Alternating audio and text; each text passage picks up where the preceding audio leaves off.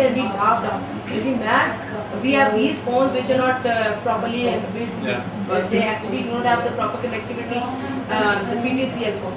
And he's talking about phones carrying in the pockets. So I was just watching this video, and this is now we can see that it has been made possible. So you see, whatever I was looking, when I was looking at, I watched this video, I think the world will be like this. 20, maybe 10 years. I mean, I'm not sure Microsoft got it exactly right, but it may be even more amazing than their show. And the last word I would like to add here is, as we can't avoid maths in our life, which I want to, we can't avoid technology also. I'm a maths teacher, so I don't like that. Just about maths. So you have to speak up, or maybe... Whenever there's a I think I can speak. Well, if you think you're loud enough, it's all right. It's not working.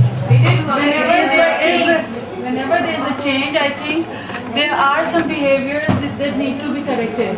So there are ethics and etiquettes that we need to follow.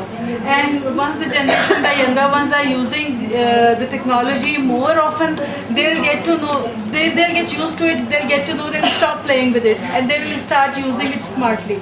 My point is that let them use it, let them just experiment with this and how it can bring the diversity in education. I think what you have to look at, I mean, that's why the word disruptive is used. I mean, you used the word disruptive for what the students were doing in class,